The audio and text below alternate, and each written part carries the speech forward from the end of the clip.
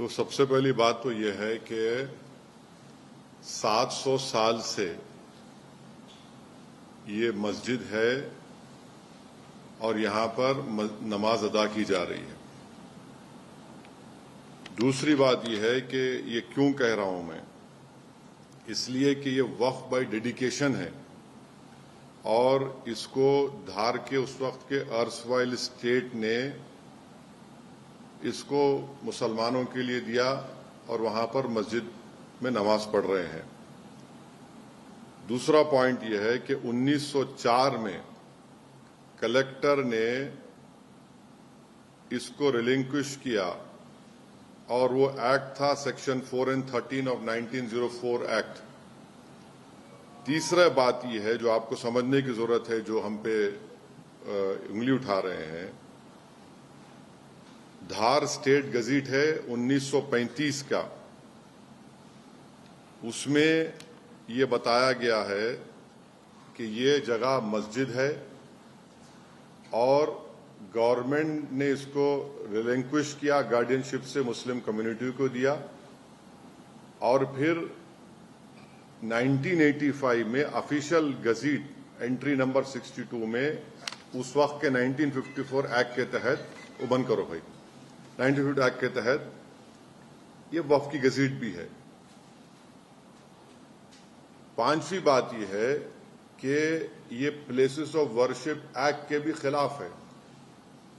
1991 place of worship अब क्या बोलता है सेक्शन 4 उसका, कि जो मस्जिद का, मंदिर का, गुरुद्वारे का या बौद्ध धर्म के जो भी जिस धर्म जो 15 अगस्त 1947 की थी उसको चेंज नहीं किया जा सकता।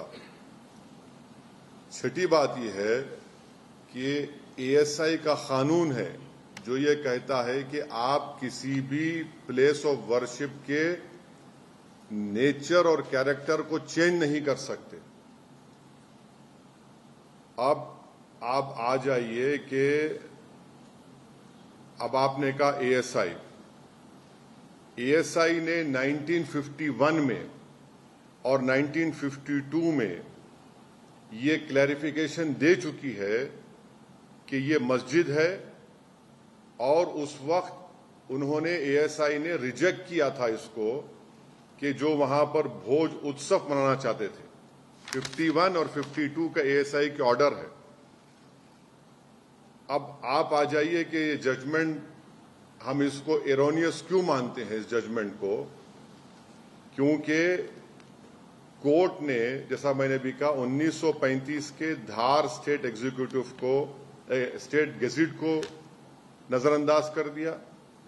1985 के वक्फ रजिस्ट्रेशन को उन्होंने नजरअंदाज कर दिया और जो प्लेस ऑफ वर्शिप एक्ट है उसको भी उन्होंने नजरअंदाज कर दिया और साथ ही साथ ये जो आर्गुमेंट है कोर्ट ने उसको भी कबूल नहीं किया कि 1935 की नोटिफिकेशन को जो लॉ था उस वक्त under article 372 of the constitution of India, ये लॉ था उस वक्त, और उन्होंने सिर्फ उसको बोला कि ये मियर एडमिनिस्ट्रेटिव अरेंजमेंट। ये क्या बात है?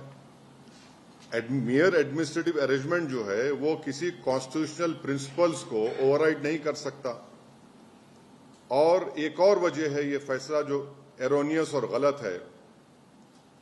मुस्लिम साइड ने ये आर्ग्यू किया था कि जो PIL दाखिल की गई थी, रिट पिटीशन में उन्होंने डिस्प्यूटेड क्वेश्चन ऑफ फैक्ट उठाए जो आर्टिकल 226 में नहीं लिए जा सकते, क्योंकि एक्स्ट्राऑर्डिनरी जुरिसडिक्शन जो होता है अंडर आर्टिकल 226 में कोर्ट एक ऑर्डर पास नहीं कर सकता डिक्लेरेशन ऑफ पोजेशन और टाइटल के ऊपर। और एक और बात जो आपको समझने की जरूरत है कि ऑलरेडी एक सिविल डिस्प्यूट केस चल रहा है टाइटल का, उसको भी कोर्ट ने नजरअंदाज कर दिया। टाइटल का सिविल डिस्प्यूट चल रहा है। एक और बात आपको समझने की जरूरत है कि कोर्ट ने जो मैंने कहा, अभी आपने सवाल किया कि ये तो बिल्कुल बाबरी मस्जिद का मामला हो गया जजमेंट का। बाबरी मस्जिद केस के मामले में कोर्ट ने कहा था कि पोजेशन नहीं था मुसलमानों के पास। भाई मेरा पोजेशन तो आज जुम्मे तक था ना, मेरा पोजेशन आज फ्राइडे तक मेरा पोजेशन था। बाबरी मस्जिद को तो रात के अंधेरे में वहां पर मूर्तियां रखकर मिंबर रसूल पर मस्जिद को बंद कर दिया गया। मेरा तो पोजीशन आज भी है।